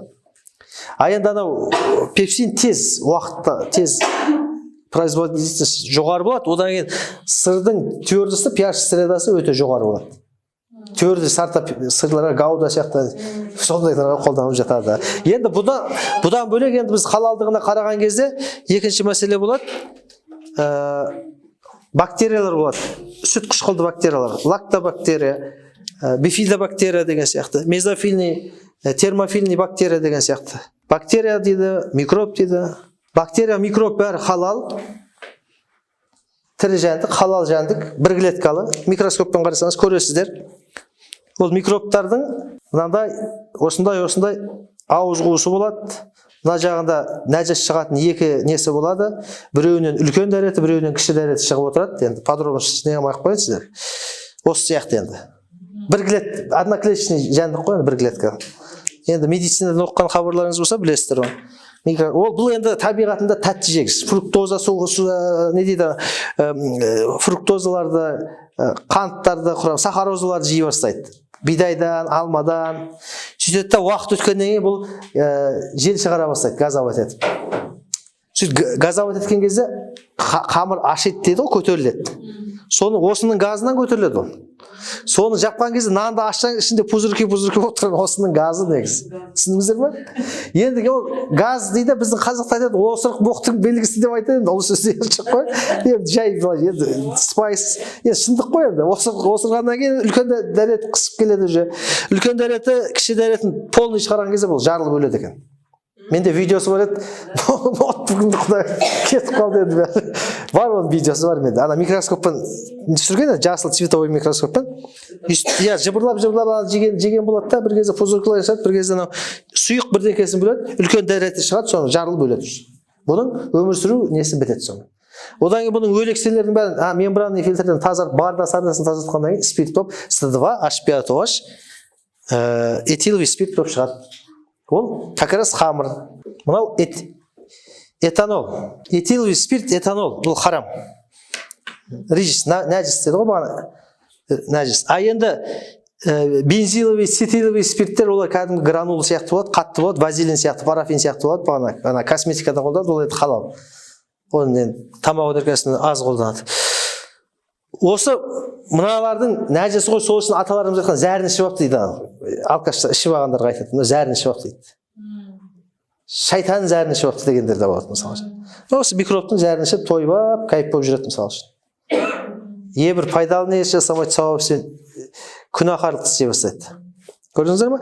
Енді микробтың пайдасы бізге не? Бірдеңкені ашытқанға, нан ашытқанға, сүтті ашытуға пайдасы бар екен. Одан кейін біздің асқазанымыздың ас қорыту жүйесіне пайдасы бар. Сондықтан біздің аталарымыз, қырғыз қазақтың үлкен аталар, ақсақалдар баяғыда денсаулығы мықты болды. Бірнеше келіншектен бірнеше бала туылды, 10-20 мысалы үшін. Содан көп өсті, өнді. Жаугершілік заман болса да біздің санымыз көп болды орыстардан кезінде. Бірақ олардың бір үрдісі бар еді, тамақтан кейін қымыз ішеді, еттен кейін. Ет деген биолог, оны қорыту деген қиын болады. Оның артынан сорпа ішетін болса, қымыз ішетін болса, айран қатып ішетін болса, құрт қосып ішетін болса, ол ана бифидобактериялар барады да асқазанды қорытуға қатыса бастайды. Сөйтіп жеңілден. Болмаса ұйықтардан алдын бір кесе айран. Қымыз, 2-3 кесе қымыз ішіп, содан кейін ұйықтайды. Оны біз қазір істеп жатқан жоқпыз ғой. Содан асқазанымыз қиналып қалады, буксовать етіп. Одан кейін мезенфортаға жүгіресіздер байқамай. Дұрыс па? Ішіп қойғандарыңыз бар шығар, что көздеріңіз барқырайып отыр ғой. Шошып отырсыздар ғой. Бірақ қорықпаңыздар, Алла тағаланың Құранында аяты бар. Сендер білмей жегендерінде айып жоқ дейді. Пайғамбарымыздың тағы хадисі бар. Менің үмметімнен дейді, білмей істегенге күнә жазылмайды деген мағынада келеді. Түсіндіңіздер ме? Сондықтан сіздер мынау білім алу парыз ғой, жер бесіктен тал бесіктен жер бесікке дейін дейді. Сондықтан білімді мен алып қойдым, бітіп қойдым деген ол енді былайша айтқанда тәкаппарлық шайтанның. Шайтан да білімді болды ғой. Шайтан да білімді болды, сонда ұстаздық еттен періштелерге дейді, енді риуаяттар бар. Бірақ шайтанда ақыл болған жоқ, даналық, хикмет болған жоқ, даналық. Біз енді даналыққа жетуіміз керек. Даналыққа жету үшін 40 күн Алланың құлы халалына жейтін болса, Алла тағала жүрегін нұрландырады екен, жүрегінен аузына хикметтерін ағызып қойды екен. Сондықтан біздің бабаларымыз Гарвард, Сарвард, докторский қорғаған жоқ, бірақ әрбір сөзі ғылым білім. Қазір докторды қорғап алып, шашын қысқартып, неше түрлі қыз келіншек қатындар шықты, неше түрлі заң-закон соғатын, бірақ даналық жоқ. Білімді алып алған, бірақ даналық жоқ. Содан біз қирап отырмыз қазір. Енді баяғы кісілерді оқытпай-ақ дана болды. Неге? Өйткені ішкен жеген адал, таза жүрді, қызды қырық үйден тыйды, ұлды ұл қып, қызды қыз қып, қызды әйелдер жеңгелер тігіп пішуге, камзол тігіп, неше түрлі әбзелдерді не қылатын, ер азаматтарына зергерлік істейтін, болмаса қару жарақ жасап, атқа мініп сөйтіп өсті. Қазір оның бәрі ауысып жатыр ғой бәрі. Қияметтің белгісіне сай. Сондықтан микробтың өзі халал, бірақ микробтан шыққан дәреті, зәрі кез келген организм сияқты ол халал болмайды. Мысалы, имам Абу Ханифа рахимахуллахның фих кітаптарында келеді, үстіңде дәретің бар, таза киіммен. Енді ол кезде көлік ат болды ғой, атқа мінейін деп жатқан кезде дәреті шашыратады ғой, дәрет сындырған кезде шашырап кетті дейді да. Сол шашыраған жеріңді білетін болсаң, сол жеріңді жумайынша намазға тұра алмайсың дейді. Таза емессің дейді. Саубан радиаллаху анху пайғамбарымыз саллаллаху алейхи екеуі келе жатыр еді. Бір екі қабірде жатқан кісінің басына ағаш шыбық тығып жатыр пайғамбарымыз. Екі қабырға. Әбігері шығып. Расулаллах деп сұрайды Саубан радиаллаху анху, неге олай жасадыңыз деген кезде, біреуі өсекті көп айтқан екен, ғайбат дейді, ғайба. Соны көп айтқан екен, соның кесірінен қабір азабын көріп жатыр екен. Біреуі де дәретін шашырып сындырған екен. Енді Арабияда песчаный бура болады, енді күн деген 50-60 градус ыстық, тазарып ұшып кететін болса, керемет болса, сол жақта керемет болып тазарып кететін еді. Бірақ сол дәретінің шашырағанын кесірінен қабір азабын көріп жатыр. Саубан деді, ол кісілер деді, егер де Ережеп айында бір күн ораза ұстаса, қабірдің азабынан құтылған болады деді. Көрдіңіз бе? Алланың мейірі. Бұл 3 ай. Ережеп айы Алланың айы, Шағбан айы пайғамбарымыздың айы, Рамазан айы үмметімнің айы деді. Қазір Рамазан айы қарыз келіп жатыр, Шағбан айы бітіп жатыр. Қабыл етсін Алла тағала. Мына бүгінгі мына отырысымыздың өзі қандай берекелі қылып қойды. Ондай отырыстарда да екінің бірін не қыла бермейді. Өйткені Алланы ұлықтайтын пайғамбарды салауат айтылатын жерлерде, осындай хақ дүние айтылатын кезде 7 қат аспанды періштелер үйіріліп алады екен. Сол кезде Алла тағала біле тұра періштелерден сұрайды екен, сендер неге үйіріліп қалдыңдар деп. Сонда періштелер айтады екен, сенің салих құлдарыңа жаңағыдай осындай уағыз насихаттарын айтып жатқанына куә болып отыр деген сияқты. Сол кезде соны өзі іздеп жүретін періштелер бар екен, сондай халқаларды. Сол кезде Алла тағала айтады екен, олар нені қалайды, неден жаңағыдай қорқады екен, нені қалайды екен деген сияқты сұрақ қояды. Сол кезде періштелер айтады, олар жәннатыңды қалайды екен, тозағыңнан қорқады екен деген сияқты. Тозағыңды қаламайды екен, жәннатыңды қалайды екен, нені қалайды, нені қаламайды деген сияқты сұраған кезде, онда оларға айт дейді, олардың тілеуін бердім, оларға жәннатты нәсіп еттім деген сияқты. Сол кезде періштелер айтады, Алла тағала қалайша, оның арасында намаз оқымайтын әшейін кейбіреулер арам тамақ деп жатады, әшейін тамаққа бола келген. Намазы бүтін емес, құлшылықта шаруасы жоқ, әйтеуір бір досына еріп келді. Ол қалай жәннатқа кіріп кетеді деген сияқты. Сөйтсе ана құлдарымның дәрежесіне оларды да кешіп жердім деген екен да. Сонда қазақта айтады, жақсымен жолдас болсаң, шарапаты тиеді, жаманмен жолдас болсаң, кесапаты тиеді дейді. Енді бір жаманмен бұзық балдармен жолдас болып қалдың, наркотикпен ұсталды, болмаса разбоймен ұсталды, групповой кетіп қаласың да. Кесапат деген сол. Қазанға жолама, қарасы жұғады дейді қазақта. Сондықтан оның бәрін бағана ғылым білімді ата-бабаларымыз тауып айтып қойған. Ол сол халал жегеннен кейін, жүрегін Алла тағала нұрландырғаннан кейін аузына хикметтер беріп қойды. Неше түрлі ғұлама ғалымдардың бәрі Орта Азиядан шықты. Әл-Фараби, медицинадан Ибн Сина негізін қалады. Алгебраны Әл-Жабир деген, Әл-Хорезми Әл-Жабир деген кітап жазды мысалы үшін. Бүкіл біздің исламнан шығып отыр, қарап отырсаңыз, білім ғылымның бәрі. Енді қазіргі таңда тек қана құлшылықпен ғана шектегісі келеді біреулер. Масондар деп айтайықшы. Тек қана құлшылықпен ғана мұсылман саясатпен араласпау керек дейді. Мұсылман адам саясатпен араласпайтын болса, саясат харам болып кететін болса, көріп отырсыздар, елдің бейбіт халықтың қаны төгіледі. Мұсылман адам сол саясатты халал саясатты айту керек, хақты айту керек. Саясаттың өзі халал болу керек деген сияқты. Солай жасау керек. Пайғамбарымыз саясат жасады, дипломатия жасады, Римге хат жазды, мысалы үшін тәубеге кел. Алланың хақтын мойындамасаң, Алла тағала маған білдірді, сондай көкейіме салды, ертелі кеш сендер жеңілесіңдер мұсылмандардан деп. Рим құлайды деген сияқты аяттар келіп. Соның бәрі саясат қой, қарап отырсақ, көрдіңіздер ме? Саясатқа араласпай өзін әулие санайтындар бар, ол дұрыс емес, көрдіңіз бе? Болмаса жаңағыдай мына қоғамнан бөлек оқшаулану деген де болмайды. Біз осы өмірді де дұрыс пайдалануымыз керек, о да өмірді де дұрыс пайдалануымыз керек. Енді Талақ сүресінің 12-ші аятында Алла тағаланың білімі бүкіл білімді ішіне қамтыған дейді. Бүкіл білімді. Физикаң, математикаң бар, медицинаң бар, пытықшытығың бар, бүкіл барлығы кіріп кете береді. Енді космонавтика дейді, игеруіміз керек. Ғылым білімнің өзін халал қылып, аз адамзатқа пайдасын тигізуіміз керек.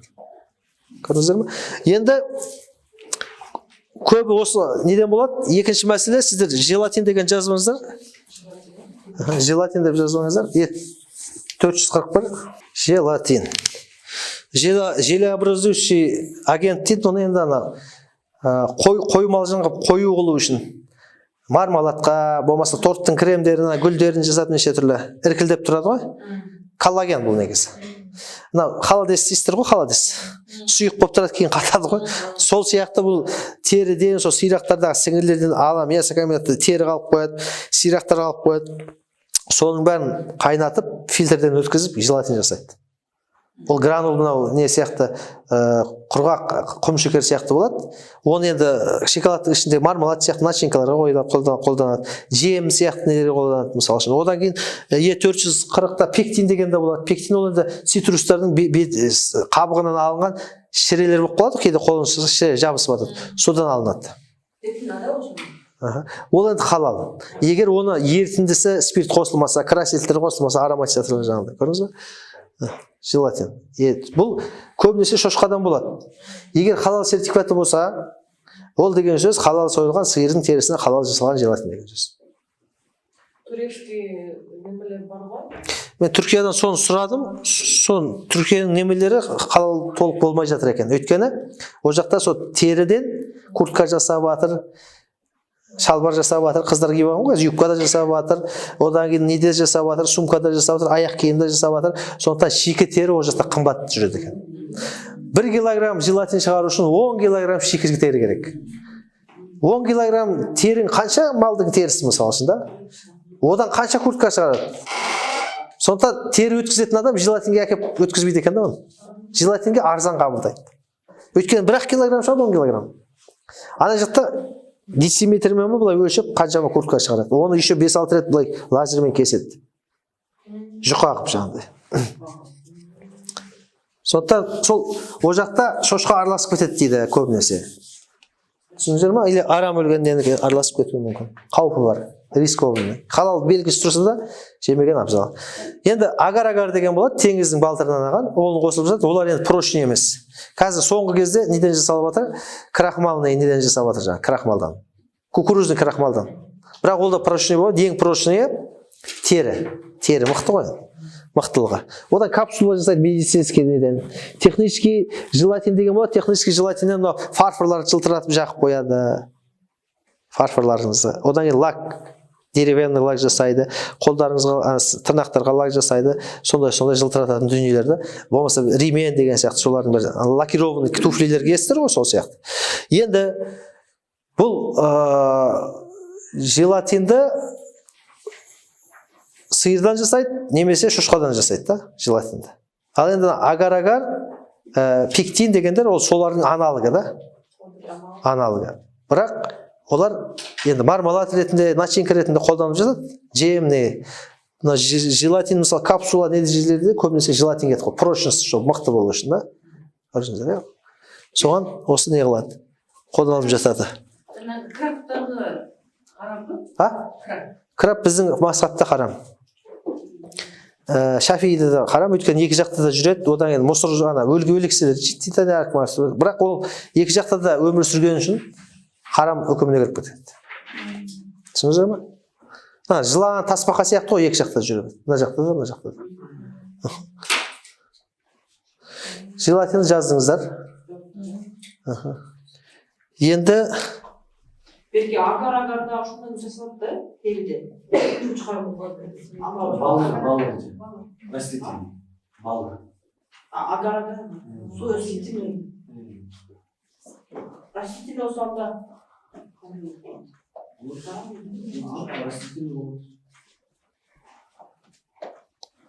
мына E471-72 деген эфирный майлар, глицерин, глицериттер. Мына 471-72 еді, А, Б деп нелер қолданып тұрады, просто жазып қойдым для формальности. Оларды шошқаның майынан алынуы мүмкін. Болмаса өсімдіктен алынуы мүмкін. Сондықтан өсімдіктен алынса генный модификация жасалған ба, жасалмаған ба, ГМО ма, ГМО емес пе деген анализдерін қарауымыз керек, лабораториядан тексеруіміз керек. А енді анау лактобактерия, бағана бактерияларды айттық қой, олардың өзін ГМО қылып жатыр да қазір. Шошқаныкін де қосып қоюы мүмкін бактерияға. Шошқаның пепсинін шығарып отырады. бактерия. Болмаса анау тилачий химазин шығара беретін қылып қояды. Бұзаудың генін қосып қояды да, ана бактерия тірі организм ғой бактерия. Соны қосып қойған кезде соның несі анау гені жұмыс істей береді. Былайша айтқанда. Сондай жағына қарауымыз керек. Бұл өсімдіктен көбінесе қазіргі таңда алынып жатыр, бірақ ол деген сөз толық алынып жатыр, 100% таза деген сөз емес. Көбінесе мына Европа, Батыс, Қытай елдерде әлі күнге дейін жануардан алынады шошқадан. Дрожжелер мысалы үшін пакмая халал, енді дрожжелердің өзі генді модификация болуы мүмкін. Қазір документальный фильм шықты, кезінде мына немістердің ғалымдары соны дрожжды ойлап тапқан екен, генді модификация жасап, союздың халқын соғыссыз тамақпен өлтіреміз деп. Сол анау дрожждар, генді модифицированный дрожждардың бір несі кесірі, оны жеген адамды опухший қылып ісіріп жібереді екен. Сөйтіп денсаулығының бәрін неғып қайтыс болып өліп кетуі де мүмкін екен. Кейін мынау асқазан ішек жолдарында кадминий деген нелер образоваться етіп қалады. Сондай зияны бар оның. Папайя халал дейді. Пакмая халал, тексерілген. Одан кейін мынау ұнның өзі халал болып жатады. Ұнды қалай халал, бидай қалай халал болады деп бәрі таңғалады. А енді генный инженерия селекционер 40-50 жылдан бастап ғылым берғай дами бастады. 70-80 жылдарда ол пісіп жетілді. Сөйтіп 80 жылдарда Америкада ескі документальный фильмді көрсеңіздер, элеватор бар, пыташылы қалада өріп жүрген каламүштер жаңағыдай. Австралияда үлкен егең құйрықтар кетіп бара жатыр бәрі. А енді олардың бәрі қырман барма қоймайды. Бидайдың бәрін жеп тастайды. Адамдар нанға тапшы болып ашаршылық келе бастайды. Сол кезде не істейді олар? Генный инженер селекционерлер одан алдын жаңағыдай питомникті қоя бастайды. Мысықтан, иттен, ана 1-2 иге құйрықты жегеннен кейін, крысаны жегеннен кейін тойып жатады екен. Мысықты аламайды екен. Тұқарын тойды ғой. Өзі үлкен болады иге құйрықты, анда тара сияқты. Одан кейін ол ана миллиондаған жүрген неде полияда өріп жүргенге шамасы келмейді екен. Содан үлкен былай питомниктер алады. Итті, мысықты қояды. Ешқандай оған қарсы тұра алмайды. Сол кезде генный селекционер инженерлер алғанда бидайға мысықтың генін қосып қоя салған болды. Ана егеуқұйрықтар бидай тұрса болды қаша беретін болған. Өйткені мынау мұртымен, локация, мына құлағымен көз көрмейді, олар генетический сигналды сезеді екен да. Сөйтіп өзінің дұшпанын 1 километр болмаса бірнеше жүздеген метр бұрын біледі екен. Ана целый поля. Одан элеватордың барлығы оған дұшпан нөмір 1 болып көрінеді екен ғой. Мысық болып көрінеді. Содан ол жемей қашып кетеді екен. Құдай демесі да? Иә, одан кейін алмаға гадюга деген сияқты улы жыланның несін генін қосып қояды. Торғайлар ұшып келе жатады да, шымшықтар. 1-2-3 метр қалған кезде бүйтіп айналып өтіп кетеді. Реактивный самолет сияқты бүйтіп өтіп кетеді. Өйткені ана жылан бар, мені жеп қояды деп ойлайды да, көрдіңіз бе? Сондықтан алмаларды құрт жемейді. Шымшық жемей жатыр. Оларда ақыл жоқ. Ақыл иелері дейді Құранда. Бізде ақыл бар, бірақ біз оны жеп жатырмық. Сонда кім ақылды? Құрт ақылды ма, біз ақылды ма? Құс ақылды ма, біз ақылдымыз ба деген сияқты. Көрдіңіз бе? Ақылды істетпесек біз хайуаннан төмен болып қалады екенбіз. Көрдіңіз бе? Салыстырмалы түрде. Сонда анау хайуандар ақылды болып тұр, жемей жатқан бізден. Мынау Европада веган деген дамып кетті ғой қазір, веган деген. Сол веган деген не үшін дамыды? Айтып кетейін историясын. Олар еттен не үшін, былайша айтқанда, жиреніп тыйылып жатыр. Көптеген фермаларда арам өлген малдар болады, аурудан өлген болады. Өткенде бір свиной грипптен өліп жатты. Россия, Қытайда свиной фермалар. Сол кезде ана нені алады да, оны үлкен мясорубкаларға салады. Көріп жатқан шығарсыздар, халал болса бұлай болып жатыр деп, өлген есекті де атты да тастап жатады. Үлкен мына нелер, утилизациялық темір тастасаң да оны шайнап жей береді мясорубка. Одан мясокосный мука жасайды. Оны енді үлкен фермалар сатып алады да, оны кебек, кукуруз араластырып, комбикорм қылып береді малға. Анау протеин, ақуыз. Түсініңіздер ме? Мясокосный мука ол протеин рөлін атқарады. Енді оны балықтан алса, ол халал болады да, жануарлық балықтыкі қосса. Ал енді ол балық деген қымбат тұрады, логистикасы бар, Россиядан келеді, Прибалтикадан келеді, керек па саған? Қымбатқа түседі. Онда оны сіздің сиырыңыз уже золотой болып шыға келеді. Мүйізі золотой болып кетеді. Үйтіп бағатымыз. Сондықтан оны экономдау үшін шошқаныкі де кетіп жатады, болмаса арам өлген тауықтікі де, аурудан өлген сиырдікі де кетіп жатады. Трассада қағып кетті мысалы үшін. Арам өлді, сасып жатыр. Оны аппаратта мясокосный мука жасап, неге жемге тығып жібереді, өз-өзін жегізеді. Содан патологический прион деген болады. Приондар, патология деген ауру ғой былайша медицина. Приондар жаңағыдай ана арам өлген немен протеин болып комбикорм арқылы сиырға кірді. Енді қызықты қараңыз. Миға жетіп алады да, мида приондар губка сияқты тесе бастайды мида. Сол үшін губчатый энцефалопатия крупного рогатого скота деген бәле болды. 20 ғасырдың айдысы деп ат қойып қойды. Оны жеген бағанағы сиырлардың бәрі шетінен бешенствомен ауыра бастады. Алдында трактор тұрма, хозяин тұрма, дуал тұрма барып соға береді. Испаниядағы сияқты ғой, Испанияда көрдіңіздер ме? Автобан сияқты трассаға түсіп алып, алдында түсіп қашады, аналар қуалай бастайды. Сүзіп өлтіретін сияқты. Негізінде табиғатында бешенство деген болмау керек сиырда. Өйткені ол өсімдіктен азықталады ғой. Өсімдіктен азықталады. Бешенство деген жыртқыштар да болады. Дұрыс па? Жыртқыштар да болады. Енді бағанағы нені қараса, фрион миды не қылған, оны ана стейк жейтіндер, гамбургер жейтіндер солардың тамағы ғой, Европаның. Соны жейді ана сиырдың етін. Одан не болады? Одан адамға өтеді бағана приондар. Адамның миын тесе бастайды, губчатый энцефалопатия сияқты. Тесіп, оның инкубационный периоды 10 жылға жеткен кезде ғана біздің лаборатория ПЦР КТ-ларын көреді екен ғой. 10 жылда чоқ тесік болады миың. Сол кезде ғана анықтайды екен. Одан алдын дер кезінде анықтайтын лаборатория жоқ. Біз технологиядан дамып кеттік деген Европа, Американың өзі мысалы. Енді оның оп-оңай мысалы бар, ішкен жегеніне, жеміне тек қана өсімдіктің несін бере бер. Рапс бересің ба, жымиық бересің ба, кукуруз бересің ба, бере бер. Жоңышқа бер, беде бер мысалы. Бидай бер, арпа бер. Жетеді ғой, бар ғой. Ананы экономдайын деп көрдіңіз бе, өздеріне бәле болды. Содан олар веганға көшіп кетті бәр. Веган деген ауылға көшіп кетті. Айылға, веган айылына көшіп кетті да. Сөйтіп веган болып кетті бәрі, керемет болып кетті. Бірақ ол веган болғанда өсімдіктің биологы жануардың биологындай болмайды, оның орнын ауыстыра алмайды. Ол әлсіз болады. Бағана қойдың ферменті неге әлсіз, өйткені өсімдікке. Мынакі ет жейтіндердікі кішкене күшті болады, көрдіңіз ба? Күшік жоғары болады. Сондықтан әр нәрсенің өзінің орны бар. Бұл қан толық шыққан, ішкен жеген жем бәрі таза болғанның несі? Продуксыз бізге таза болады. Перу айта жұмыртқа қалай халал болып кетті, оған енді анау шошқаның нелерін береді, мясокосный мукасын биологын бағана неге сиырға бергенде комбикорммен. Оны жегеннен кейін ол шошқа деген өте аллерген жануар. Оның іші толған паразит 600-550 түрлі воздың несі зерттесе ішінен паразит тапқан. Сондықтан қазір соны шошқа жегендер денесінен паразиттер алып отыр. Алматыда 7,5 килограмм бауырынан күзде ма бір келіншектің бауырынан құрт алды. Осы январ, февральда ма 3,5 килограмм тағы алып біреудің денесінен. Ол неден шығып отқан құрт? Тамақтан келіп отыр. Болмаса шикі балықты суши жейді бәрі қазір. Селедка жейді, паччубаны жақсы көреді.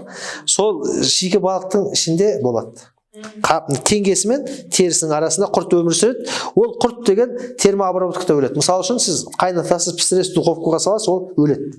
Ол тамақты жей бересіз, уқа қаласыз ба мысалы үшін.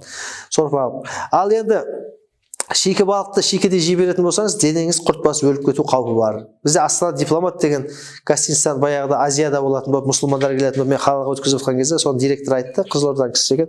Менің досым бизнесмен, ол кезде суши енді шығып мода болып жатқан, байлар ғана жейтін болып, диетаға отырып соны жепті. 7 жылдан кейін өліп кетті. Денесін басып қараса, бәрі құрт басып кеткен.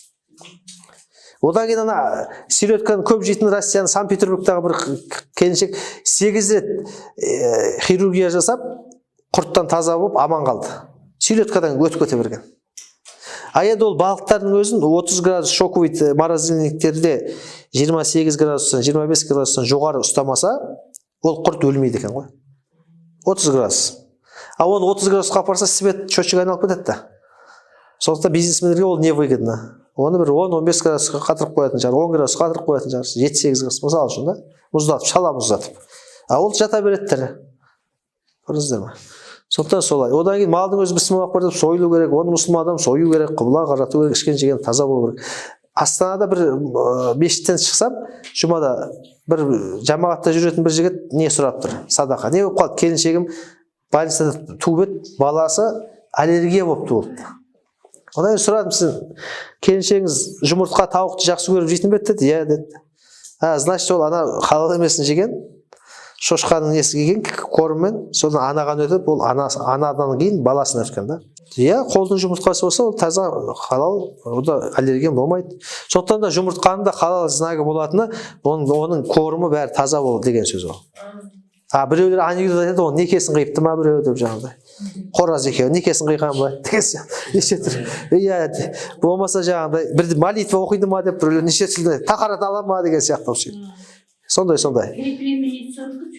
Перепелинециянікі ода болады ғой, сіз өзіңіз оның бағасы ғой. Ана птица фабрикаларда, үлкен фермаларда оған жем жеткізу қиын болады. Экономно жем жеткізгісі келеді. Сол үшін өлексенің протеинін сатып алады арзанға. Ол арам өлген мал итак кетіп жатыр мусорға. Содан енді мусордан бағанадай бірде жем жасап жатыр ғой, түсіндіңіз ба? Ол арзан болады. А енді анау морской рыбный муканы алатын болса, ана Прибалтикадан болмаса Сахалиннен алып келген балықтар болу керек. Біздің аралымыз құрып кетті, баяғыда аралда болатын. Дұрыс па? Солай. Енді мен бітірейін. Кішкене шаршап тұрмын. Бір жетті Түркияда жүріп, оңай емес, ұшып қуанып. Кішкене маужырап тұрмын. Қазір Алматыға да бару керек, о жақта да жұмыстар бар.